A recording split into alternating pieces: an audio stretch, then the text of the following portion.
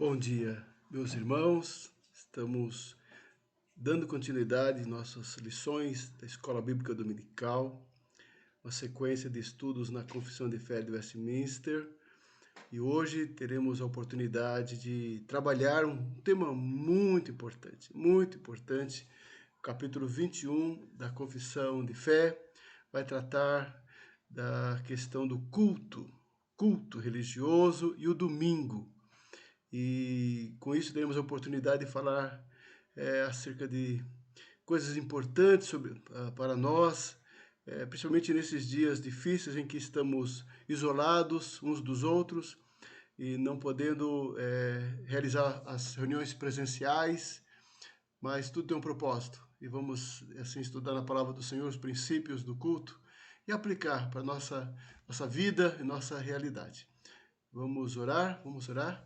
Querido Deus e Pai Celestial, que o Senhor nos abençoe nesta manhã, que o Senhor nos abençoe no estudo da palavra do Senhor, que o Senhor abençoe a nossa igreja, conforte a nossa igreja, conforte nossos irmãos, as famílias da nossa igreja, tenha misericórdia, Senhor, e ó Pai, abençoa cada lar, cada família com a Tua graça e bondade. Fala o nosso coração, perdoa nossos pecados, em nome de Jesus. Amém, Senhor, amém. Teremos como texto básico do nosso estudo de hoje o texto lá em João, Evangelho de João, capítulo 4, versículo 23 e 24.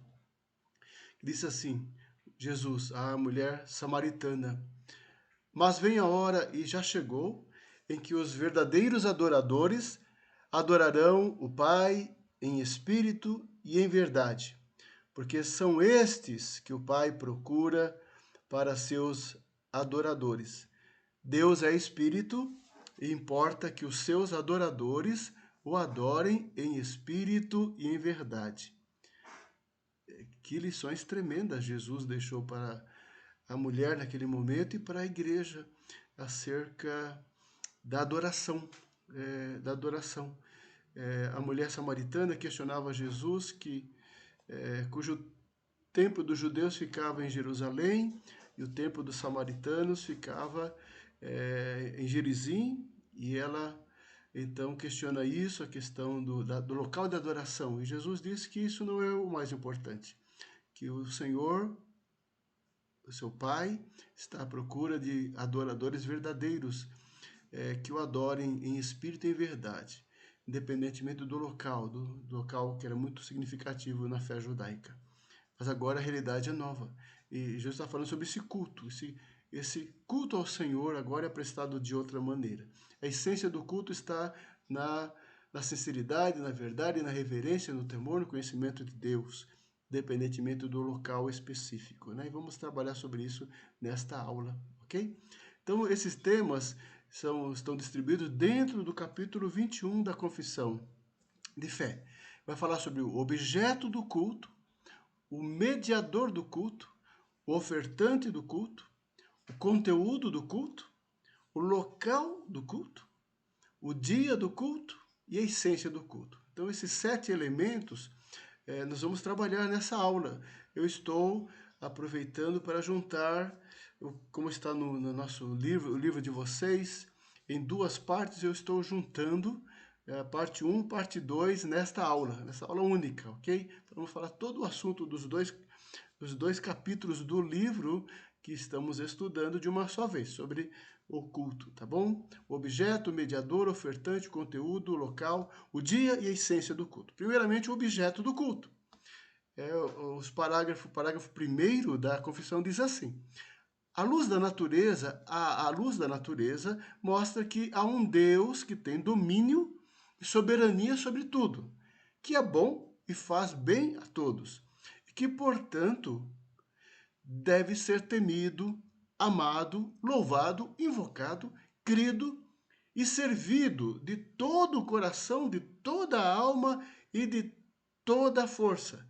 Então, esse Deus que tem domínio sobre tudo, e que é bom, e que faz o bem a todos, né? Segundo a sua justiça, misericórdia e bondade, esse Deus eterno deve ser amado, temido, louvado, invocado pelo homem de todo o coração e toda a força. Vamos destacar isso? Ainda diz aí esse parágrafo, né? Mas o modo aceitável de adorar o verdadeiro Deus é instituído por Ele mesmo. Por Ele mesmo. Então, o modo certo de adorar a Deus, Ele mesmo estabeleceu. Por Ele mesmo. E tão limitado pela sua vontade revelada, ou seja, pela sua palavra. Então, o modo que Ele revelou para como Ele deve ser adorado está, como Ele mesmo revelou na palavra de Deus, nas Escrituras Sagradas. E que Ele não deve ser adorado segundo as imaginações e invenções dos homens ou sugestões de Satanás. Então, a adoração a Deus é segundo o que Ele mesmo prescreve na sua palavra e não segundo a imaginação dos homens, o que os homens pensam como deve ser adorado ou como o diabo sugere, né? E também diz assim o parágrafo da confissão de fé: nem deve ser sob qualquer representação visível ou de qualquer outro modo não prescrito nas Santas Escrituras. É a adoração a ídolos, imagens que Deus abomina e rejeita e despreza completamente, ok? Então vamos destacar alguns elementos sobre o objeto do culto. Primeiramente, Deus, somente Deus e apenas Deus é o único objeto de culto. Deuteronômio 6,4 diz assim: ouve Israel, o Senhor nosso Deus é o único Senhor. Romanos 11:36 diz assim: porque dele e por meio dele e para ele são todas as coisas. A ele, pois, a glória eternamente. A ele e somente a ele a glória eternamente. Amém. É a doxologia com que Paulo termina a sua reflexão sobre a soberania de Deus na salvação do homem. Então, Deus é o único objeto do culto. A Ele, somente a Deus, a glória. Não a homem nenhum, nem organização, nem instituição, nem religião, nem ser, nem entidade, coisa alguma, apenas Deus. Em segundo lugar, Ele deve ser adorado porque Ele é soberano. Jeremias 10:7 diz assim: quem te não temeria a ti, ó Rei das nações? Pois isto é a ti devido, porquanto entre todos os sábios das nações e em todo o seu reino ninguém há semelhante a ti. Ninguém há semelhante ao Senhor. Quem é semelhante ao nosso Deus? Quem? Não existe. Ele deve ser adorado porque ele é soberano, ele é Senhor, tem um domínio e porque ele é bom.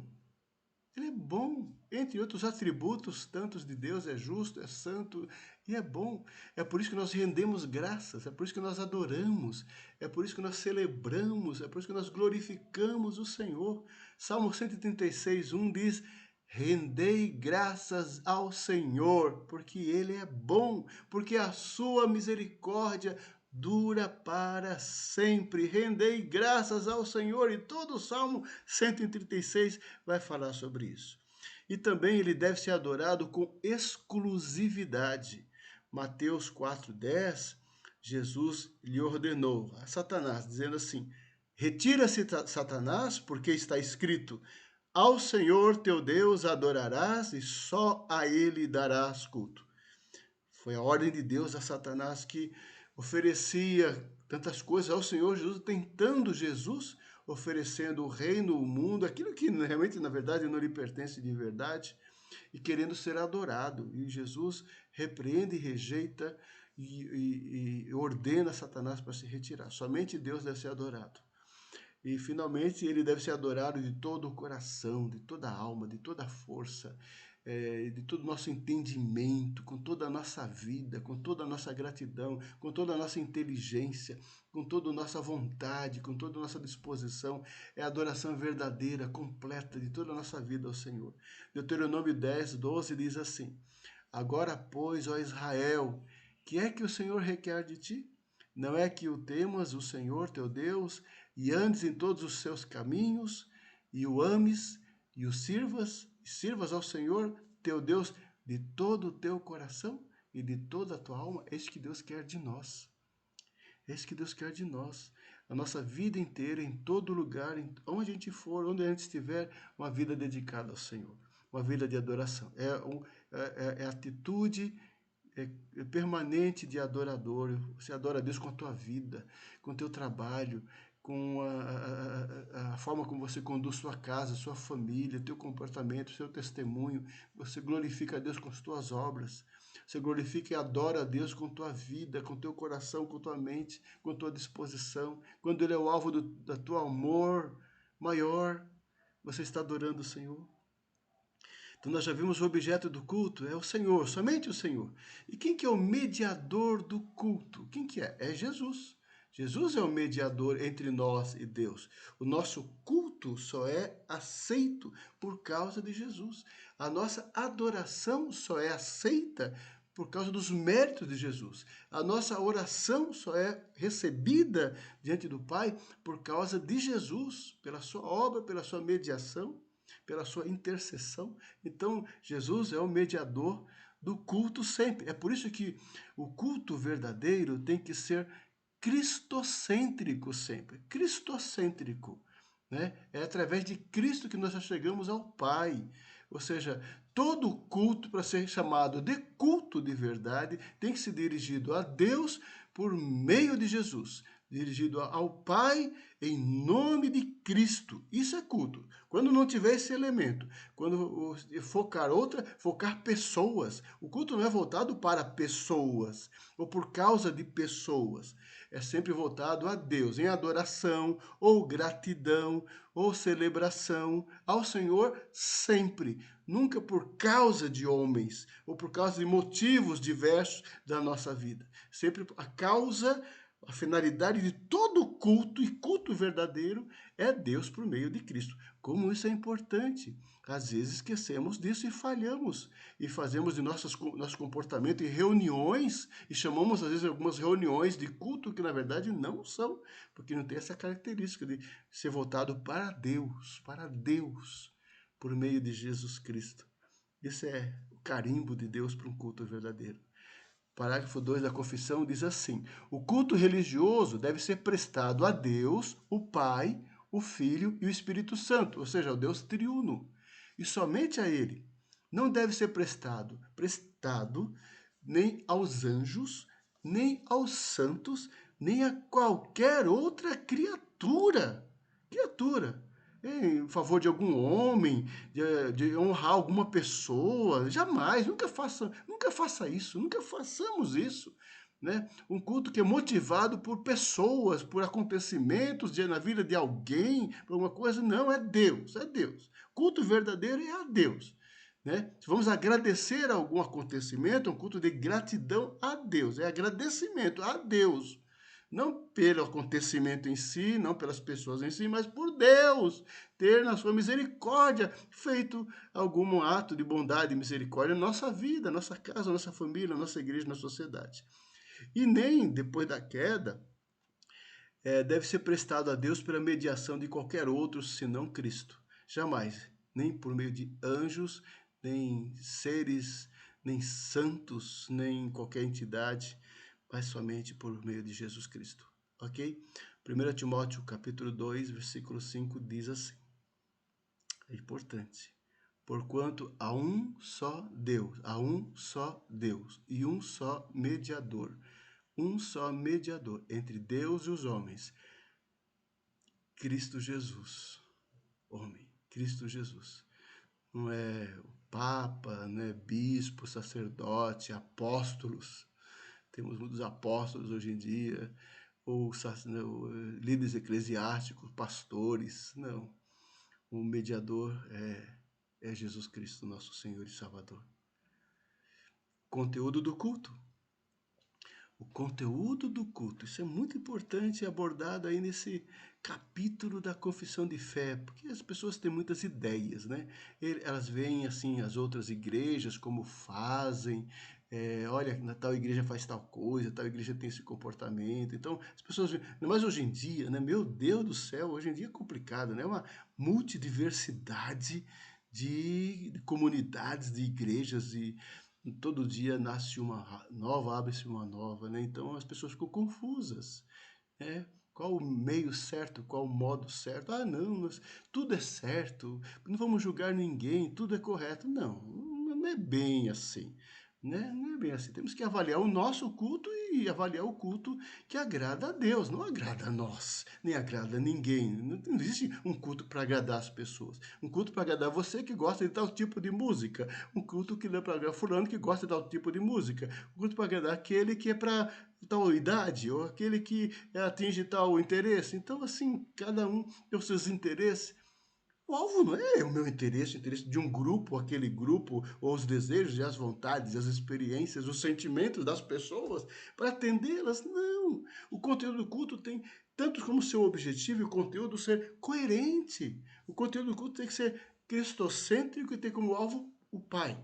É vertical, é o céu, é Deus, Deus, Deus ser adorado e celebrado.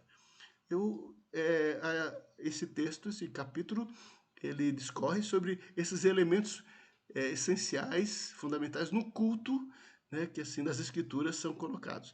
A oração, primariamente, culto envolve oração, as escrituras, os cânticos, os sacramentos, os juramentos e votos religiosos, os jejuns solenes, eventuais e ações de graças em ocasiões especiais. Tá? Vamos estudar rapidamente esses elementos. A oração. O parágrafo 3 diz assim: a oração com ações de graças, sendo uma parte especial do culto religioso, tem que ter oração no culto. O culto público, o culto comunitário, acima de tudo, o culto público, envolve a oração do povo de Deus. É por Deus exigido de todos os homens. E para que a oração seja aceita, ela deve ser feita em nome do Filho, pelo auxílio do seu Espírito, segundo a sua vontade. Então, quando você terminar as suas orações, sempre suas orações, termina em nome de Jesus, em nome do Filho, em nome do Filho. Esse é o ensinamento bíblico, o ensinamento de Jesus. Ele é o nosso mediador, ninguém vai ao Pai senão por Ele. Não é por meio dele que você ora, tá? Não é por nenhum outro elemento, né? É em nome do Filho. Pelo auxílio do Espírito, segundo a sua vontade, isto com diligência, reverência, humildade, fervor, fé, amor e perseverança. Assim que a oração tem que ser feita. E se a oração for vocal, deve ser proferida em uma língua conhecida das pessoas, uma língua conhecida dos circunstantes. É o texto da nossa confissão de fé. O parágrafo 4º diz assim: a oração deve ser feita por coisas lícitas, ou seja, coisas verdadeiras, coisas de acordo com a vontade de Deus. E por todas as classes de homens que existem atualmente, orar por todos os homens, ou que existirão no futuro, pelos nossos filhos, nossos descendentes. Mas não pelos mortos, nunca pelos mortos, nunca. É abominável. Isso a Bíblia não ensina, mediação, intercessão por quem já morreu. Nem por aqueles que se saiba ter cometido pecado para a morte, diz assim o texto lá em 1 João capítulo 5. Aqueles pecados graves diante do Senhor e condenados por Deus. Vamos rapidamente abordar isso? Primeiramente, deve ser feito em nome do Filho, nome de Jesus. João 14, 13 e 14 diz assim: e tudo quanto pedirdes em meu nome, isso farei, a fim de que o Pai seja glorificado no Filho. No Filho. Se me pedirdes alguma coisa em meu nome, eu o farei. Então, grave isto, isso é muito importante, e ensine isso às pessoas. Toda oração, em todo lugar, seja ela particular, seja ela em público, é em nome de Jesus, é sempre em nome de Cristo, tá? Não olhe de forma diferente disso, não. E não termina a oração sem falar isso também, não, tá? Terminou amém? Não, termina sempre porque a oração só é efetiva por causa de Cristo. Ela só é recebida por causa dos méritos de Jesus alcançados na cruz e por causa da sua mediação. Então isso é muito importante. Não é apenas um padrão, um clichê ou um ritual, não. É uma questão de convicção bíblica, de realidade. É por causa da pessoa e obra de Cristo que a nossa vida, nossa adoração, nossa oração é aceita por Deus. Ela deve ser feita sempre com a ajuda do Espírito Santo. Nós carecemos disso, nós não sabemos orar como devemos. Romanos 8, 26 fala: também o Espírito semelhantemente nos assiste em nossa fraqueza, porque não sabemos orar como convém. mas o mesmo Espírito intercede por nós sobremaneira, com gemidos inexprimíveis. Que maravilha, que bênção, né? Somos amados e mediados pelo Filho e ajudados, auxiliados pelo Espírito Santo em nossa vida de oração. Louvado seja Deus por isso. Mas diz mais um ensinamento, olha, bíblico. A oração deve ser feita segundo a vontade de Deus. 1 João 5,14 fala assim: e esta é a confiança que temos para com Ele, que se pedirmos alguma coisa, segundo a sua vontade, Ele nos ouve. Ou seja, você pede, se for da vontade de Deus, amém. Com certeza será realizado, será feito, Ele nos ouve, né? Diz mais o texto, né? Nosso capítulo da confissão nos ensina assim, que a oração deve ser feita sempre com inteligência, com reverência, com atitude de reverência diante de Deus, com humildade, oração com humildade, com fervor, confiança em Deus ouvir, com fé, certeza de que Deus em Cristo nos ouve, nos aceita, é feito em amor e em perseverança. Quantos elementos importantes? Eu vou destacar apenas dois aqui. Romanos 12:2 diz assim: regozijai-vos na esperança, sede pacientes na tribulação e na oração perseverantes. Efésios 6:18 diz assim: com toda oração e súplica, orando em todo o tempo no Espírito, e para isso vigiando com toda perseverança e súplica por todos os santos. Aqui tem muitos elementos, vários elementos importantes, né, na oração. Oração constante, em todo o tempo, oração no Espírito Santo de Deus, e em perseverança e súplica por todos os homens, por todos os crentes, por todos os santos. Que ensinamento! Só esse versículo aqui concentra elementos importantíssimos sobre a oração. Orar com inteligência implica, sim, orar com clareza, com discernimento. A oração não é balbuciar palavras sem sentido e repetir, sem entendimento, sem discernimento, uma repetição de falas sem compreensão. É uma oração inteligente, que há articulação, há um pedido claro, há um entendimento claro daquilo que se está falando diante de Deus, de coisas reais, de coisas verdadeiras, não apenas murmurando e balbuciando palavras e repetindo palavras sem sentido, em estado de êxtase muitas vezes. Isso não é bíblico, isso não é correto, não é uma atitude correta, não é aceitável diante do Senhor. O pagão faz isso. As religiões primitivas fazem isso, esse tipo de manifestações estáticas. Deve ser proferida em língua conhecida dos presentes, para que haja o amém, para que haja entendimento, para que haja confirmação. 1 Coríntios 14:14-17 diz, Paulo fala assim nesse capítulo muito importante sobre oração e sobre culto. Ele fala, porque se eu orar em outra língua, o meu espírito ora de fato, mas a minha mente fica infrutífera. Que farei então? Que farei, pois? Orarei com o espírito, mas também orarei com a mente. Cantarei com o espírito, mas também cantarei com a mente. E se tu bendizeres apenas em espírito, como dirá o indouto o amém depois da tua ação de graças? Visto que não entende o que dizes, porque tu, de fato, dás bem as graças, mas o outro não é edificado. E os dons, conforme ele ensina aqui em 1 Coríntios 14, os dons visam a edificação, não apenas a expressão interior e pessoal e individual, mas glorificar a Deus e edificar o outro também, e que haja compreensão e o amém.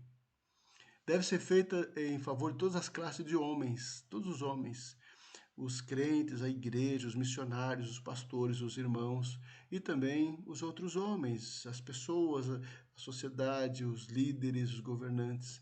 1 Timóteo 2:1-2 diz, antes de tudo, pois, exorto que se use a prática de súplicas, orações, intercessões, ações de graças em favor de todos os homens, em favor dos reis e de todos os que se acham investidos de autoridade, para que vivamos vida tranquila e mansa, com toda a piedade e respeito. É assim que ensina a palavra do Senhor. Antes de tudo, exorte que se use a prática de súplicas, orações, intercessões, ações de graças em favor de todos os homens. Isso é o ministério de oração da igreja, da minha vida, da tua vida. Orar o tempo todo em nossos momentos de oração, nossos momentos de intercessão, de culto individual, orar, interceder pelas pessoas, pelos países, pelos povos, pelas nações, pelos líderes, pelos governantes, por todos. O segundo elemento do culto, além da oração, agora as escrituras. São os elementos do culto, oração e escrituras. Bom, assim diz o texto, a leitura das escrituras com o temor divino, a sã pregação da palavra e a consciente atenção a ela em obediência, com inteligência, fé e reverência. Deve ser feito no culto. A leitura e a pregação consciente e inteligente da palavra de Deus.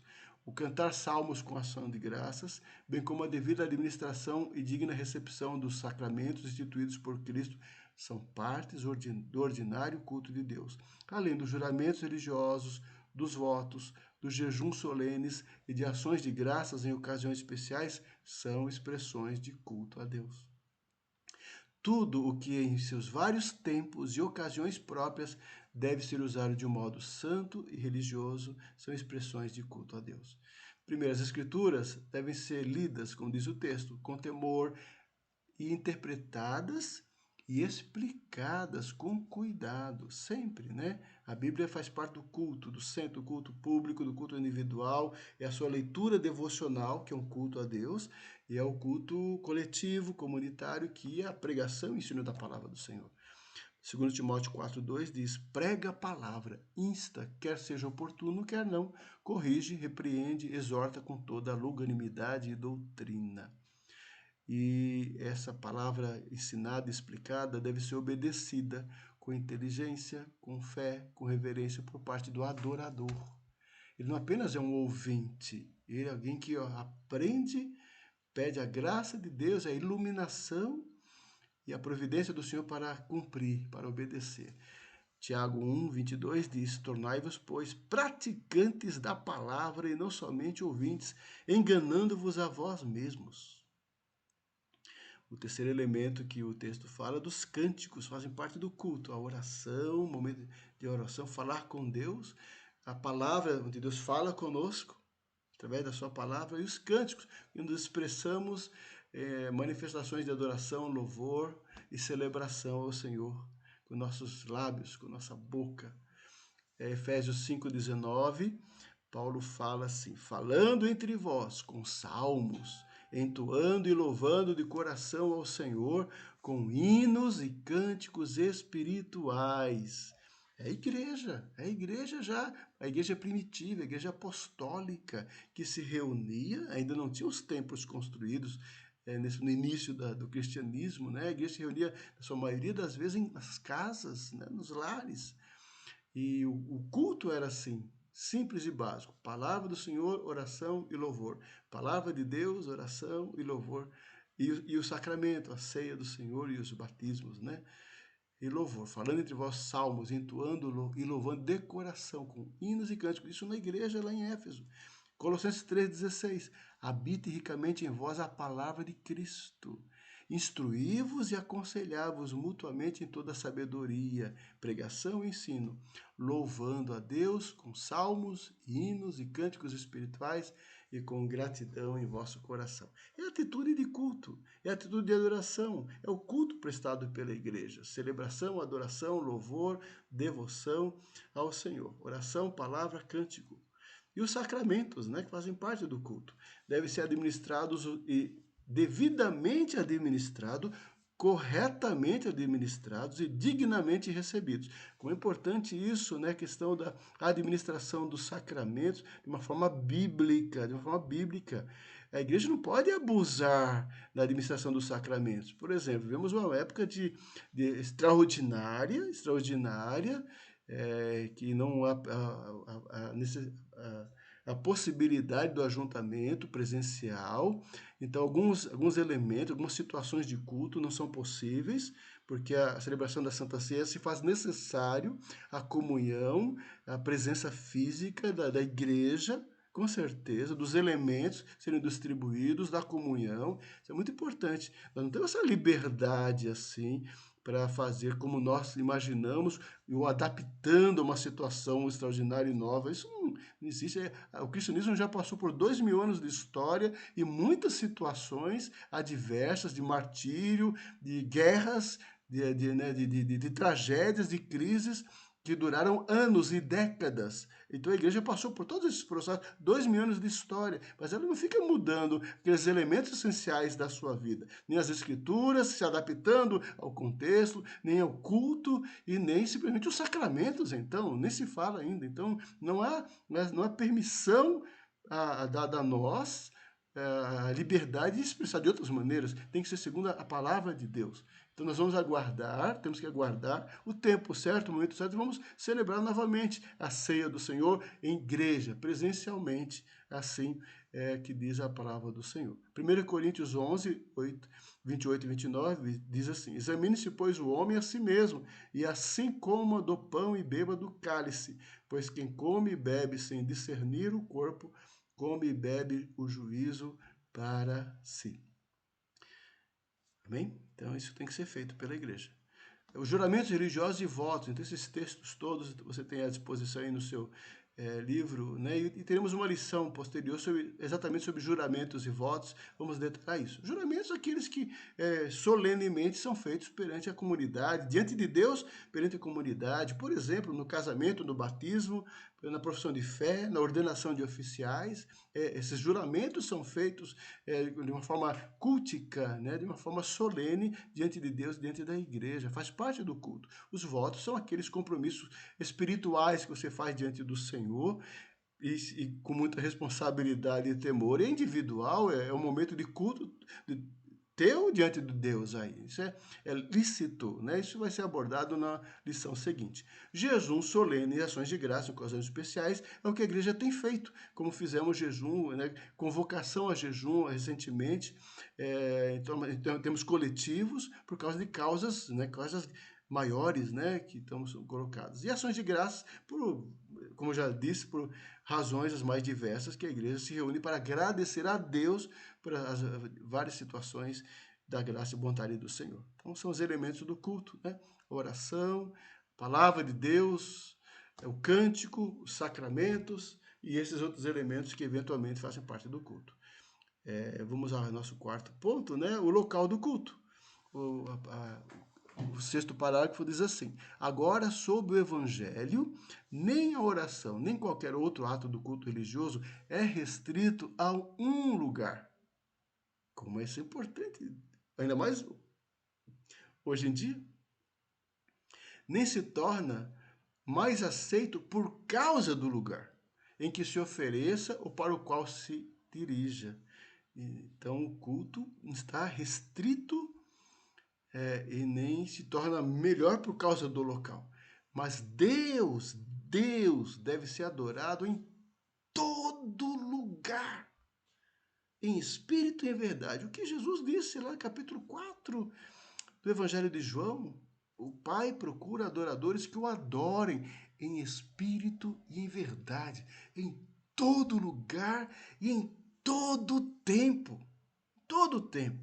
Aguardamos o momento de nós nos ajuntarmos, estarmos juntos, lá celebrando ao Senhor no templo, né, no local de nosso ajuntamento. Vai chegar o dia, com certeza. Mas enquanto isso, continuamos a adorar, eu e você, adorando com a nossa vida, com nossos louvores, com nossas orações, com o nosso ser, com o nosso comportamento, com a nossa fé, com a nossa vida.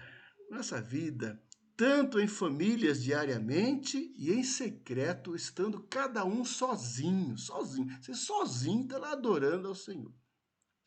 Como também mais solenemente em assembleias públicas, sim, claro, que não devem ser descuidadas, nem voluntariamente desprezadas e nem abandonadas. Ou seja, no nosso caso agora, nós estamos sendo impedidos por uma questão sanitária, uma questão de enfermidade, de epidemia, de pandemia. É uma questão extraordinária, tá além do entendimento, né, do normal. Ou seja, é algo atípico, né? Então, temos que aguardar pacientemente, inteligentemente e sabiamente, né? O momento de nos ajuntar. E temos que ajuntar sempre que Deus, pela sua providência, ocasiona a ocasião, tá? O culto não se restringe a um determinado lugar e nem é mais ou menos aceito em função do lugar em que é oferecido, ok? O culto é mais importante que o local. Claro, nós precisamos de um local, nós vamos nos reunir. É a congregação dos santos, é o povo de Deus que tem que congregar, tem que adorar, tem que servir juntos ao Senhor. O fato de estarmos temporariamente separados não justifica nenhum entendimento de que não precisa mais daqui para frente de igreja, nem de ajuntamento. Não caia nessa armadilha, não, dos desigrejados. Tá? Dos desigrejados, que não tem nenhum compromisso com a instituição, com o entendimento da igreja como corpo de Cristo verdadeiro, que se ajunta, que está presente fisicamente, como coletividade, tá? Não apenas virtual, essa igreja é virtual, isso não existe, tá? Então é importante sim o ajuntamento do povo de Deus no local, um local consagrado, o templo ali, o acolá, mas é um local consagrado, um povo, a igreja é o povo, reunido, que se ajunta ao Senhor.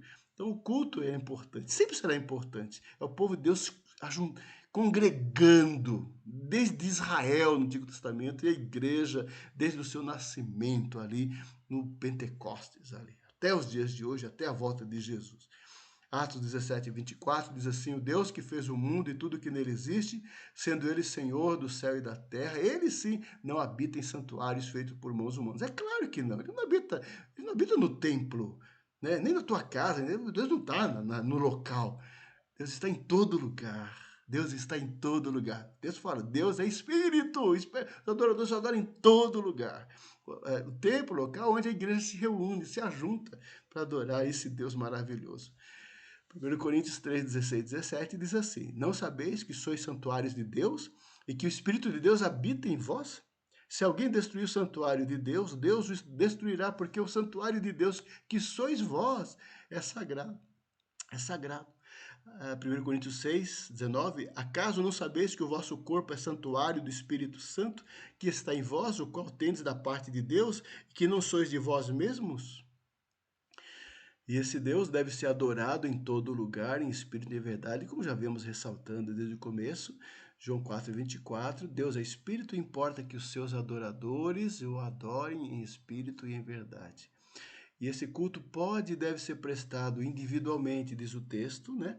Mateus 6,6. Jesus fala sobre oração. Ele diz assim: tu, porém, quando orares, entra no teu quarto e, fechada a porta, orarás a teu pai que está em secreto, e teu pai que vê em secreto te recompensará. É o seu momento de oração, é o seu culto particular.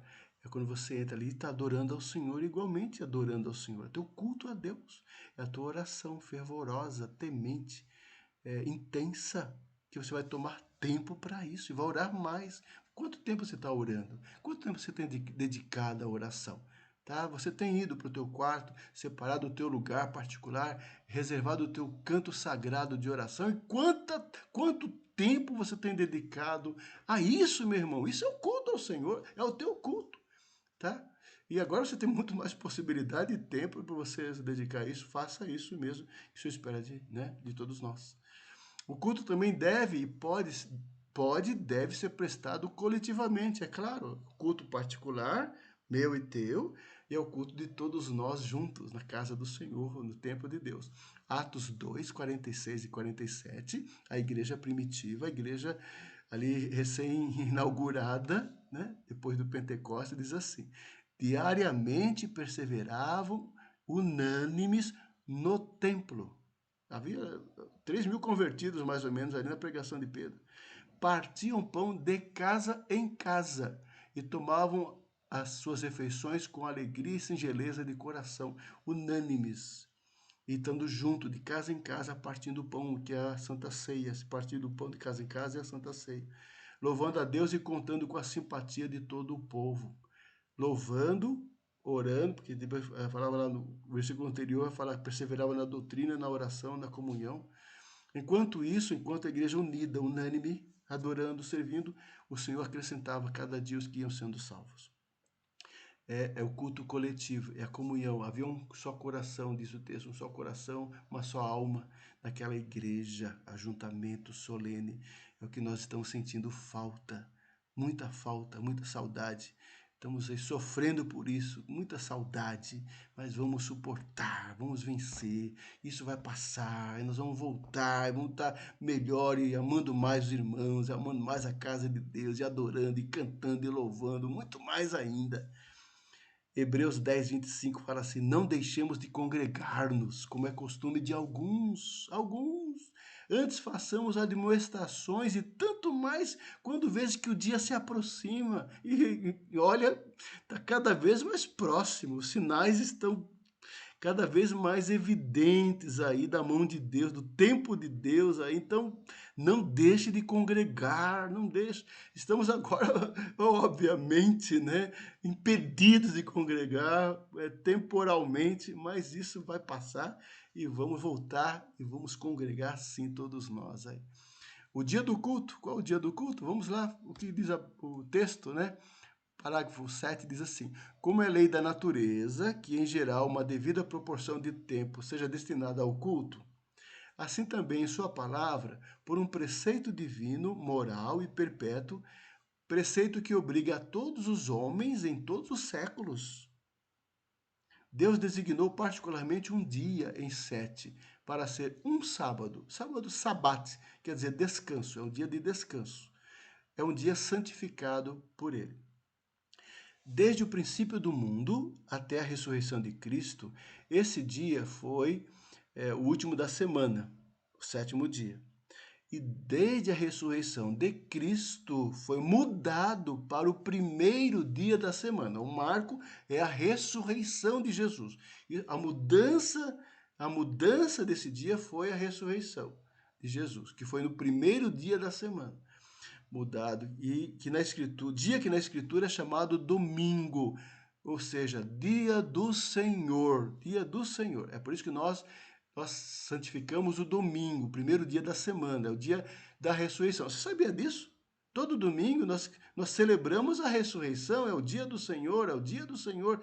E é o dia do Senhor por quê? Porque é o dia que Jesus ressuscitou, né? E que há de continuar assim até o fim do mundo, como o sábado, como o descanso cristão. O domingo é o nosso sábado, é o nosso descanso cristão, tá? Este sábado, esse descanso, guardem isso, sábado, descanso, é santificado ao Senhor quando os homens, tendo devidamente preparado os seus corações e de antemão ordenado os negócios ordinários, não só guardam durante todo o dia um santo descanso das suas próprias obras, é dia para descansar das obras, do trabalho, palavras e pensamentos a respeito dos seus empregos seculares, das suas recreações, é um dia que tem que ser preservado pelo crente, né? Mas também ocupam o tempo com exercícios públicos e particulares de culto e nos deveres de necessidade e misericórdia, né? Ele descansa dos afazeres seculares e se dedica a servir ao Senhor. Por isso tem a escola dominical, que na verdade é um exercício espiritual, público, que a gente vai e participa. Por que nós vamos na escola dominical? Porque o domingo é o dia do Senhor. E no dia do Senhor nós consagramos para o serviço do Senhor, para o serviço público. Então a escola dominical é uma forma de reunião do povo de Deus para cultuar, para bendizer, para celebrar, para estudar a palavra, para servir ao próximo. É por isso que nós, né, praticamos e vamos à escola dominical. É um exercício espiritual, né? Além do culto solene, que no nosso caso fazemos à noite, ao final da tarde dos domingos, né? A partir da ressurreição de Cristo, esse dia de descanso passou o primeiro dia da semana. Atos 27 fala: no primeiro dia da semana, estando nós reunidos com o fim de partir o pão, reunidos no primeiro dia da semana, com o fim de partir o pão, ceia do Senhor, primeiro dia da semana, era a prática da igreja apostólica primitiva. Paulo, que devia seguir viagem no dia imediato, exortava-os e prolongou o discurso, pregação. Observou? Dia do Senhor, reunião, partiu o pão, pregação, até a meia-noite. No caso, Paulo aqui estendeu seu sermão aí até a meia-noite. 1 Coríntios 16, 1 e 2 diz assim: quanto à coleta para os santos, fazei vós também como ordenei às igrejas da Galácia. Paulo está orientando a igreja em Corinto para consagrar ofertas de ajuda aos irmãos.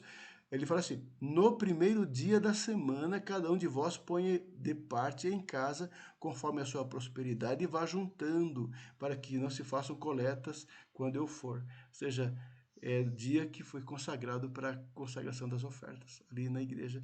Recomendação de Paulo, no dia do Senhor. Nesse dia, o homem descansa das suas obras, palavras e pensamentos a respeito dos seus empregos seculares e de suas recriações, já falamos. E nesse dia, o homem se dedica a exercícios públicos e particulares de culto, aos deveres de necessidade e misericórdia, nosso trabalho, nos servir, nos ajudar a igreja no domingo, né? A essência do culto, finalizando, a essência do culto não está na forma, mas na maneira como é prestado e a quem é dirigido. Então não é apenas vários rituais, não cumprimos apenas rituais. É um culto espontâneo, é um culto inteligente, é um culto racional, é um culto agradável a Deus. É um culto cheio de devoção, reverência, humildade diante do Senhor, quebrantamento e gratidão. E gratidão. É assim o culto que Deus espera do culto. É a maneira como é oferecido esse culto. Porque é a Deus, sempre a Deus. Hebreus 10, 22 diz assim: aproximemo-nos com sincero coração, em plena certeza de fé, tendo o coração purificado de má consciência e lavado o corpo com água pura. É a recomendação de Paulo no exercício do culto da igreja. De Paulo não, do autor da carta aos Hebreus, né? Aproximemo-nos com sincero coração e com plena certeza de fé, com sinceridade, humildade, reverência, temor e fé. Sempre com fé. É o culto agradável ao Senhor. Finalmente, irmãos, nós vimos esses tópicos hoje nesse capítulo 21 maravilhoso da Confissão de Fé. O culto religioso e o domingo. Conceitos importantes. O objeto do culto é Deus, somente Deus, sempre Deus, nenhum outro. O mediador é Cristo, somente Cristo. E por causa de Cristo. O ofertante é o povo de Deus, é a igreja, é os santos, é os fiéis, é os quebrantados de coração. E o conteúdo do culto, aqueles elementos todos. A oração, as escrituras, os cânticos, os sacramentos, os juramentos religiosos e votos que fazemos eventualmente, claro, e os jejuns solenes, as ações de graça também em ocasiões especiais. São esses os elementos essenciais. Não pode a igreja inventar e pôr dentro do culto outras coisas. Não podemos inventar e permitir que dentro do culto haja outros elementos aí para agradar um grupo da igreja, uma família da igreja, homenagear este ou aquele. Isso não faz parte. O culto tem que ser sempre em adoração, quando muito em gratidão a Deus por alguma situação ou alguma bênção recebida. Aí sim, é gratidão a Deus por alguma bênção recebida. Nunca voltada para pessoas, mas para cima, para Deus. O local do culto, como nós já vimos aqui, não está restrito a um local específico, nem o culto é mais culto porque está no local específico, naquele lugar, naquela catedral, naquele templo, naquilo não. O culto está em todo lugar. Ou na nossa vida particular, devocional, ou no ajuntamento do povo de Deus, no local onde Deus consagrar o ajuntamento do povo. Isso é importante. E o dia do culto, nós vimos no Antigo Testamento, o sábado, o descanso era o sétimo dia. Após a ressurreição de Cristo, até a volta de Jesus, é o domingo. Esse é o seu sábado cristão, dia dedicado ao serviço, à adoração e louvor. E a essência do culto acima de tudo, é a maneira como nós buscamos ao Senhor. E não o ritual, não a forma, não a liturgia, não esses elementos externos, né? Elemento externo. Às vezes, hoje em dia, as pessoas estão inventando moda aí, por aí afora, colocando nos elementos externos fatores para o culto ser mais agradável e atingir as pessoas. Seja nas luzes, seja nas cores das paredes, nos móveis, nos instrumentos, nos objetos, né? Os evangélicos hoje estão absorvendo algumas coisas do paganismo, que é um negócio assim assustador. Temos que limpar e voltarmos à essência e adorar o Pai em simplicidade, sinceridade, em espírito e em verdade, que é o que agrada ao Senhor. Amém? Que Deus abençoe a vocês, a todos nós na compreensão disso. Aí voltamos aqui ao texto principal. Fique no teu coração. Mas vem a hora e já chegou, em que os verdadeiros adoradores adorarão o Pai em espírito e em verdade, porque são estes que o Pai procura para seus adoradores. Deus é espírito, e importa que os seus adoradores o adorem em espírito e em verdade. É o que Deus espera de mim e de todos nós. Que Deus nos abençoe com a compreensão desses conceitos importantes sobre o culto. Amém? Muito obrigado, amado irmão, pela sua atenção, pela sua devoção, pela sua intercessão por nós, pelos professores, pelos superintendentes, pela igreja, pelos pastores, pelos presbíteros, pelos líderes, pelos diáconos. Obrigado, muito obrigado pela retaguarda que vocês nos dão em oração por nós. Isso é muito importante, é confortante, tá?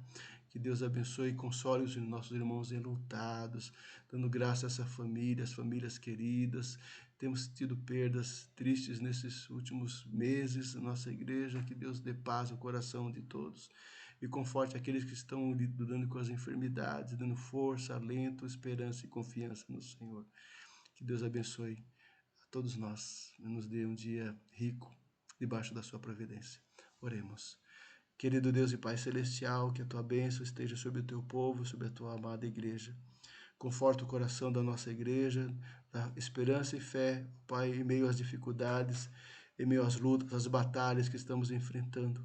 Ó Pai, não são poucas, são pesadas, ó Pai. Por isso dá força ao teu povo. Ó Senhor, abençoa as famílias, abençoa os lares, com a paz do Senhor, ó Pai. Tenha misericórdia, Senhor. Dá-nos um domingo abençoado na presença do Senhor, um dia de adoração, de louvor que somente ao Senhor é devido. O Senhor é a nossa rocha, o Senhor é a nossa esperança, o Senhor é a nossa herança, o Senhor é a nossa porção. Que isso fique sempre no nosso coração. Oramos assim, ó Pai, agradecidos, em nome de Jesus. Amém, Senhor, amém. Que Deus abençoe a todos vocês.